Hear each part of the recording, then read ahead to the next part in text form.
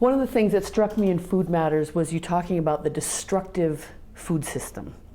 And you'd think for this whole idea of having, trying to feed a nation when we don't grow enough to feed the people the pyramid that we give them in the first place. Yeah, it's interesting you mentioned that because I'd forgotten about that. Yeah, there have been studies that show that if Americans were to eat as many fruits and vegetables as the USDA recommends, which by the way is probably not enough, we're not growing enough fruit and vegetables. We'd have to import fruit and vegetables because our agricultural system has been so twisted to grow soy and corn, which are basically the two commodities that feed all the animals we eat, which are 10 billion a year in this country, and that are turned into high fructose corn syrup and other corn products, and soy oil and other soy products, and essentially comprise a large part of the highly processed food that we eat, which is a large part of what we eat. So if you look at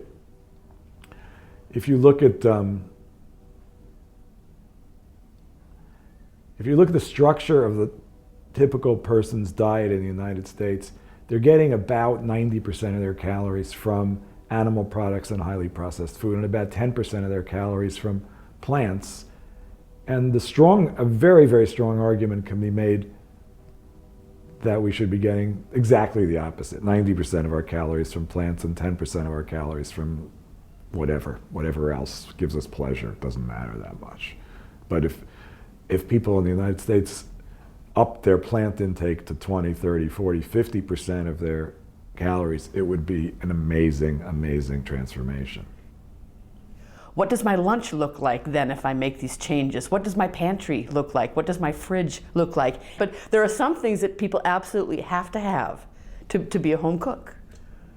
Well, the pantry thing, it's in all my books, and it just depends on how big or how little you want your pantry to be. And the staples are the staples. And actually, they're not that much different for a Food Matters kind of conscious eating way of eating than they are from a typical American diet eating, unless you buy a lot of junk food and keep it in your pantry. But, it's important to stock up on legumes and whole grains and things like that. But really, it's not, I think it's interesting. I can't quite figure it out, but suddenly there's an interest in, I've been talking about pantry stories for years, and suddenly there's an interest in it, and I think it's because people are really understanding, this isn't Europe in 1925 and you walk down to the market with your little basket and you get this and you get that and you do it every morning at 10:30, or your servant goes, or whatever our fantasies are about how we might eat if we had lived in a little village. It's nonsense. We shop in supermarkets. Everyone shops in supermarkets. You can talk about farmers markets all you want, and great stores and specialty stores and all that. 95% of the food in this country is purchased in supermarkets. So that's where we eat. It doesn't matter. You don't need to think, oh, I'm going to go shopping today for tonight's dinner, and then I'm going to go shopping tomorrow for tomorrow. It doesn't really have to be that way. You surround yourself, you load your kitchen up with the stuff that is going to make up most of what you eat, and then you buy the occasional piece of meat or fish or chicken or tofu or really fresh, beautiful vegetable or whatever it is that you have. But the rest of it really is the staples that make up a reasonable diet. And and many of them are long keeping. And you can make a list, I could make a list of 100 long keeping things that if you have in your kitchen, you go shopping once a week and buy a bunch of fresh stuff, complement those long keeping things in different ways. And especially in the winter, that's how people eat. Or it's how people should eat, I guess, is my argument. And I can't help but think that the more exposed we all get to real food, the higher our standards are going to be the next time maybe that rack of donuts is there. Maybe you've had something fresh made the day before that it's easy to say goodbye to the donut because you've just had something that's so much better. Well, that is true. I mean, I wouldn't argue it, but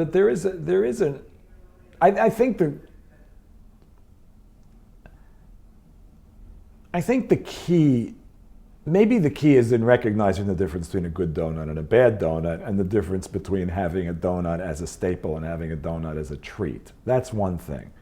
But then there's another thing, and that's the difference between, recognize the difference between a donut and a bowl of oatmeal. And now we look at the bowl of oatmeal and we say, does this have to be the best bowl of oatmeal I ever had? Does this have to be organically grown, local oats ground by some guy who's only doing, this particular thing? Or can I buy Quaker oats, which are sort of not so great, but hey, they're 89 cents for a pound, and I make them for breakfast, and they're still pretty good for me. And if you put maple syrup on them or whatever you like, they're great. And I have this feeling, and I'm not saying this as well as I'd like to say. I'm not going to say it as well as I will say it 2 weeks from now, because it's a new thought. But it's not a question of whether this head of broccoli is the best head of broccoli you could possibly buy, or whether it's a standard head of broccoli from a supermarket. It's a question of whether you're eating this head of broccoli or a hamburger. And it's not a question of whether this is a McDonald's hamburger or the best possible hamburger you can eat. It's a question of whether you're eating this hamburger or this head of broccoli. And so these distinctions are all very fascinating, and I've written about this stuff all my life, and or all my adult life, and I can appreciate, the good donut versus the not so good donut, the great broccoli versus the ordinary broccoli, the McDonald's hamburger versus the hamburger that you just flip out over. I can appreciate all of that. But the main point is now that we're eating way too much, by a factor of 10, in the world of animal products and highly processed food, and way too little in the world of plants. And that's the big distinction. It's not about whether the broccoli comes from a farmer's market or a supermarket, or whether the hamburger comes from McDonald's or your local farm. It's about whether it's a hamburger or broccoli. That's the big deal. And people have just simply, for the benefit of themselves and the entire planet, they have to start choosing. I'm not saying exclusively, I'm not a vegetarian. They have to start choosing the broccoli, or the oatmeal, or the whatever, rice and beans.